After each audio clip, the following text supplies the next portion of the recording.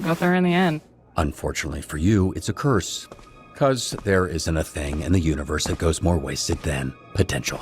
And despite how common it is, no one seems to forget. It's what they whisper when you leave the room. Oh, so-and-so had so much potential. It follows you forever.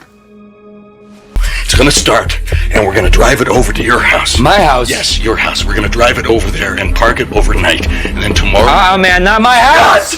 What's up, homies? Look, I know I've been gone long, and yes, I'll talk about it. So just wait till the end of the video for me to give more info on why. But for now, let's talk about a game that I wasn't expecting myself to have ever played. Because the gameplay, you know, being so, what's the word, boring. Not in a mean way, these type of Telltale games just aren't my style. Look, I'm an FPS shooter type of dude.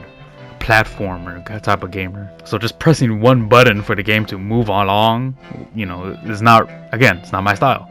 But, you know, I'm sure stories, the Telltale games, you know, stories are great. I mean, I've seen YouTubers playing The Walking Dead. Shoot that shit out of her! AJ! Let's go! I'm sick of her ass! I'm sick of that shit! No. I've been dealing with her shit since season. Oh yeah! Oh yeah! But something told me that Dispatch was just different. You know, it spoke to me. The art style, or the fact that it involved, you know, superheroes. I don't know, to be honest. I've only seen like clips from TikTok for a long time. So I decided to play it. I mean, it was $30. It's fucking cheap. And when I played it, I can't lie, I am not disappointed. It's so good. This game is just fucking amazing. The story is just so riveting, and it's structured like a show, which is so cool. Plus, Aaron Paul being the main character, which is perfect for me. I love Breaking Bad.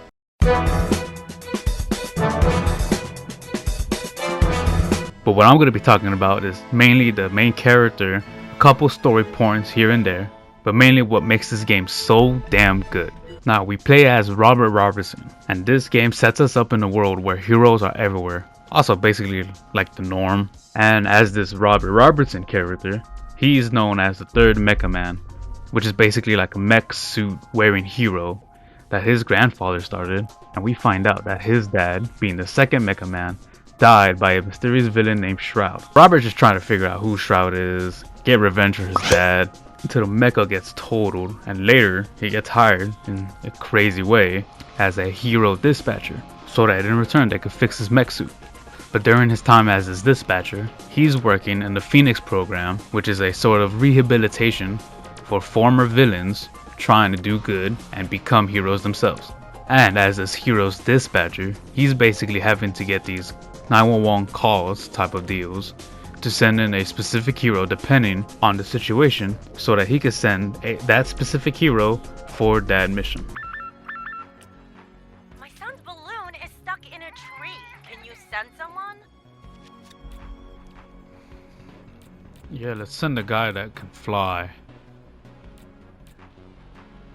I think. It says he has flight, but whatever, let's do it. On it. Did I mention I went to Harvard? Dude, all I hear is Charlie, dude.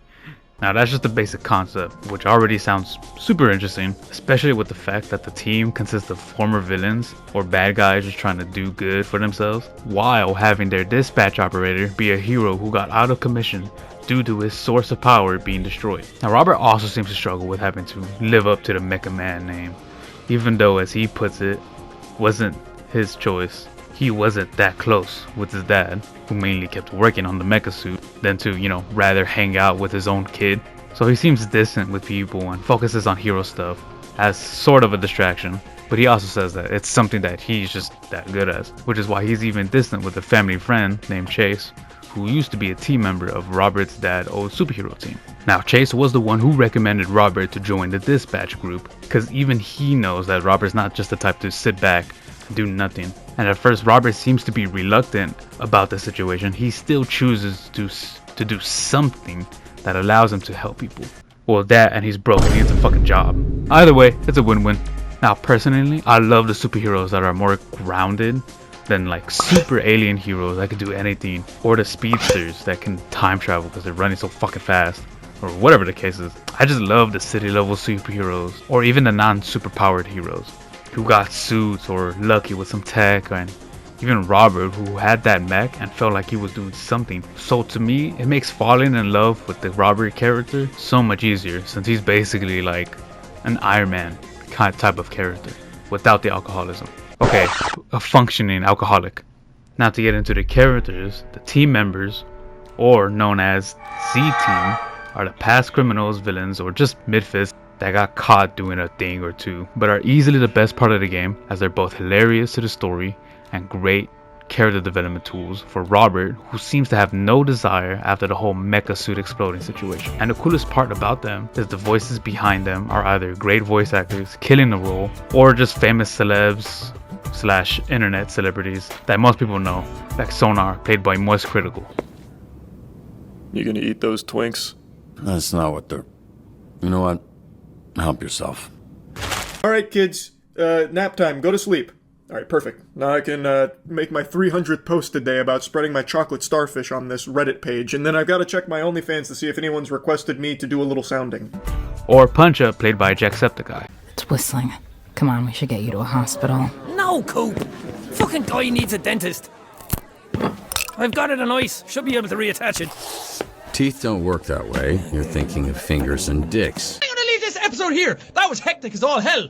There's so many people coming at my face, and I had to... Just a bunch of celebrities and all these cool cast of characters voiced by amazing people. Now everyone's voice is perfect sounding, including Aaron Paul as Robert, who does an amazing job of sarcasm with that low energy voice. But the one voice I just cannot hear, like not always hear, is Sonar. Because all I hear is just Charlie. Because he doesn't do anything different with his voice. He's supposed to act nonchalant about everything. I get it. I just hear it too much. I just cannot unhear it, basically. Still, he did a good job. It's fine. Listen, you know, I dislike sexual assault as much as the next guy. Yeah, that's some bad stuff. Rape, boo, don't like it. But Another thing that makes the Z-Team special is the gameplay, which is why I actually had decent fun playing this game, besides exploring the story of this game. Because for the gameplay, again, you're a dispatcher, you actually play like a small pseudo dispatcher simulator type of gameplay going on, where you have to actively send these upcoming heroes to certain areas that need assistance.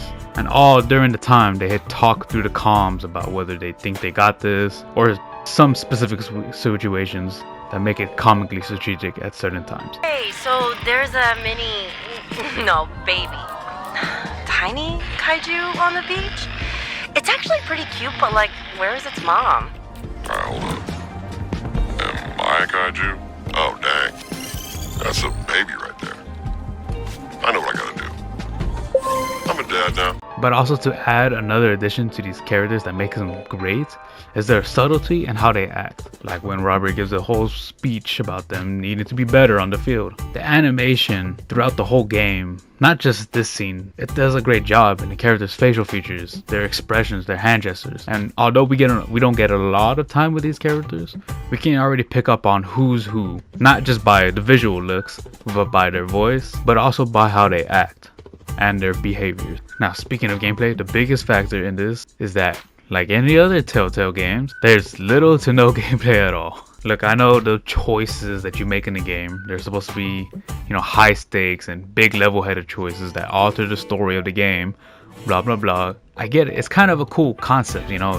It makes you feel anxious on what you might have done to the story if you've accidentally chosen the wrong, you know, decisions, like most of y'all did. Or by how you say specific things that makes a character not like you anymore. Or, you know, the opposite of that. They find you intriguing, whatever the case is. But come on, there's literally nothing to do but press 4 different buttons. You got 4 options. I think in this game specifically, you only get 3. Like, here's your options. Yes. No. I don't know. Those are literally kind of the options that you have most of the time. Okay, but the real better gameplay is the actual dispatch part that you do as the dispatch operator. It's honestly pretty cool. That, in my opinion, has cooler and more higher stakes, in my opinion, because you actually get to, you know, have to decide which hero you got to send, how much at a time if you need to, and again, depending on the situation, which hero requires it. But, you know, this is a story-driven game, and the story is like, what, 90% of it, and gameplay is like. And speaking of the biggest choices, is Robert's love choices. Yes, he has 2 romantic options in this game. And it sounds stupid, but one of them is kind of more important than the other, is between Blonde Blazer and Invisigal.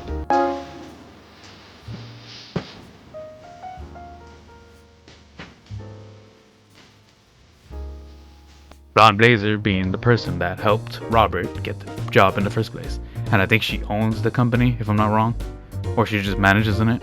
And while choosing the 2 characters, the 2 romantic options, don't really drive the narrative of the ending of the game too much. Actually, technically not at all, because you can't get the good ending without having to choose any of them as a love interest. They just make Robert's life a little better. And I mean, he kind of fucking needs it. For example, Blonde Blazer, once again, helped Robert get him in the dispatch job in the first place. But while Invisigal is a leading example of a villain that's not fully invested in being a hero, that has potential to get the respect and the feeling of a validation a hero would want. So there's decisions that lead to either choosing between Blonde Blazer or Invisigal.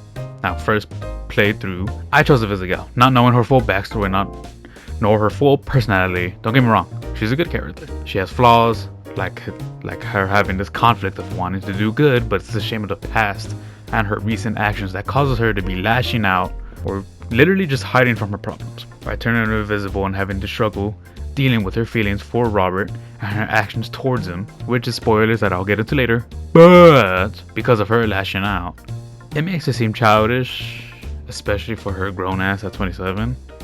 But it's also not that bad considering she's got the skills and experience to both channel that aggression and emotion when the time's right. She does, like when Robert gives her that speech that to help her catch that one villain in the very beginning of the first, what is it, I want to say 2, 3 to 4 episodes. Now people like to say she's so childish for acting the way she does. Not to say that's not super true, but even kind of she explains it that she grew up around villains, basically being taught how to be one. And essentially, even if she kind of did attempt to be better, to do good, whatever you want to say, she'd always would get looked at as a villain, as a thief, as someone fated to do bad. And she might not amount to shit. Yeah, I think that counts for some fucking lashing out at her age. Like constantly being told that for the rest of your fucking life without even getting a chance whenever you do something good. So, yeah, I would say pretty fucking valid in my opinion. And again, with her insecurity, makes her an easy target for people to get under her skin, cause she's kind of a fucking loser. As is the rest of the fucking team, including Robert. Now to pull back over to Blonde Blazer, golly, she's so fucking bad, bro. Oh my god. And by the way, everyone said she was gonna be evil, or being Shroud, the main villain. They were dumb as fuck. They were wrong. Don't get me wrong, I had doubts, but I knew I should have gone with Blonde Blazer on my playthrough. Because of my doubtiness, I just went full send it to Romance Invisigal. I should have full send it to Blonde Blazer. That's what I'm doing on my next gameplay, by the way, fellas. Hell, she helps Robert get back on his feet, get a job, even has someone, or basically hired someone, technically, to help rebuild the mecha suit. That's not a fucking hero, I don't know what is. Because she didn't have to do that. She helped some random superhero. I wouldn't say random, because there's probably like a handful. I don't know how many fucking superheroes it is. But she helped a random super powerless superhero get a job and to fix his source of power, which is the mecha suit. This is a leading example of a hero helping others back on their feet, or helping others by giving them guidance when they need it. Unfortunately, Blonde Blazer doesn't seem to have much going on motive-wise, besides wanting the best for everyone, you know, type shit. But she also seems to have a liking to Robert, who, for someone who is powerless and always getting bruises and cuts, never gives up on saving the city, being a hero, and not just a romantic wise, but also likes him in an admiration to his heroism as well. That's all that could be pretty much said about her. But hey, I believe the developers said that they wanted to make season 2, so maybe we'll get more for her and Dispatch's story, because it seems like the game's not done yet. Alrighty fellas, I said a lot, mainly focusing on the romance options between the 2 characters, but they were kind of important. But to mention other highlights to give this video a clean wrap up, there's other features in the game that I find super interesting, or just fucking awesome. like the fight scene in the ending, because that shit was animated so damn well. And the fact that these characters' synergy and how they fight shows how much they appreciated each other's companies and friendship by the end of the game, and how just easy they can work together. Another cool thing that I liked, but also noticed in how they would speak or say specific dialogue, depending on who you choose, is during the beginning of the game, you had to decide between two characters to cut off from the team. Now, depending on who you choose to cut, the other person obviously stays. But the way the team members talk to that person that you chose to stay during the rest of the game or the cutscenes, they use words like they, them to keep the gender ambiguous so that it makes the cutscenes easier to flow, since Sonar, the bad dude, is a dude and Coupe is a girl. So it makes sense you having to use they, them to make the dialogues a lot easier. Hey. Yeah, no, they're with us. Hey. Yeah, no, they're with us. And assuming the devs made it easier for themselves, but hey, I'm not judging. And again, gameplay, it's not my thing. The gameplay is not my thing. The dispatch part is the only good fun part of the game. But alongside it is with the funny dialogue that comes with it, and the way the characters just interact off of each other, the back and forths. It's clean, it's perfect, entertaining at the very least. But the story itself, it's just so good. I believe it does the whole heroes in a real world setting better than maybe shows like Invincible. It does a lot of the accidental hero killing some random bystander or pedestrian because they were in the middle of the road a lot. It does that so much. It does that bit so much. It gets to a certain point. It gets annoying. Again, I believe that Dispatch does a lot better, as it both gets the realism of, you know, people actually getting hurt, cut, dying, whatever the case is, but also perfect comedic timings and perfect jokes aligned with it. Now, Dispatch shows us that no matter who we are, how old we are, anyone can turn their life around, do good, if not at the very least, do better, to be better, to help those around you not to give up on what you think is right. And with everyone being kind and friendly or helpful, anyone and everyone can be better together. It seems like nowadays everybody is too easy to give up on certain people in their lives, because to them they seem hopeless and helpless. Maybe you might not be the right person to help others, but if you can give a guiding hand so that others can help that person, then you'd be just as helpful to that person's life, just as much as the person helping them in their life. And again, sometimes all it takes is just a reach of a hand or a voice being able to reach out to those in need of assistance. So yes, I do believe that this is the best game of 2025 so far. And with the talk of Season 2 coming to Dispatch, we got more to come for this game. Dog, that shit was corny as fuck. Why did I write this? Now, don't leave yet. I still got things to say in regards to my absence on my channel, if you want to call it that. But if you want to leave, I get it. But do me a favor, please leave a like, subscribe, and comment down your thoughts on the game. So that, here's my statement. So I know I've been gone for hella long time. It's been like, what, a couple months since my last upload? Shit.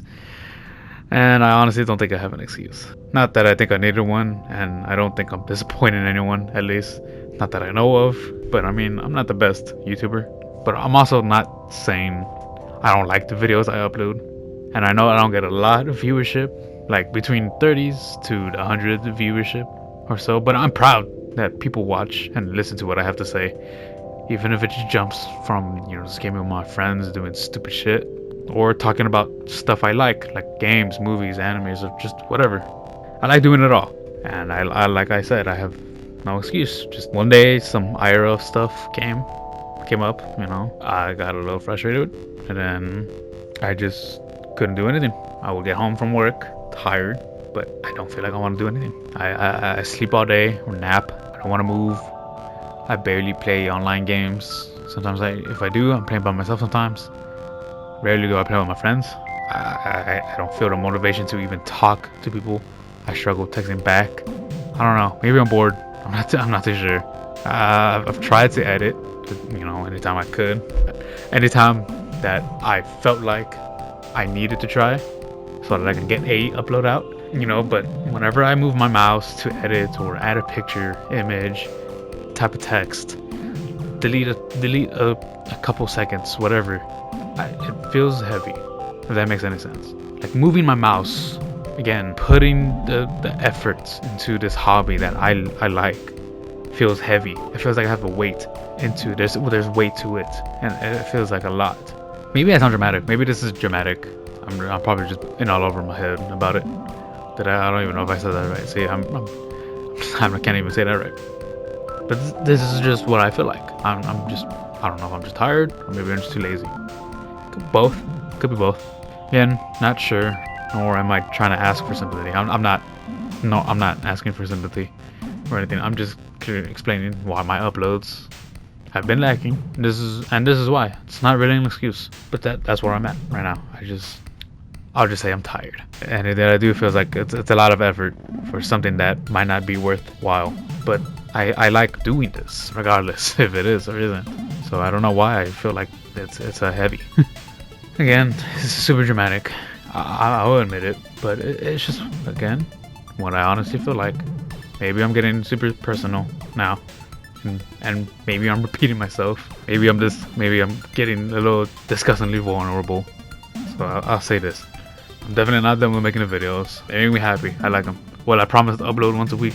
I wish I could, because that would mean I'd have the confidence to fulfill that promise. So no, I won't promise anything, but I'll try to upload as much as I can, because it's pretty cool. So maybe next time when I got news, it wouldn't be so dramatic. But thanks to those that stuck around, that stuck to the end of this video so that they can hear what I need to say. I thank you to those family members and friends that's been wanting more videos from me. I've had families and friends telling me I should upload, and yeah, maybe. But even if you're not a family friend or whatever, but if you also didn't care for this part, but like the dispatch review or opinion on the game, if you enjoyed the video, please again leave a like, subscribe for more content like this without the ending part that's about my life. And I'll see y'all in the next video. Later.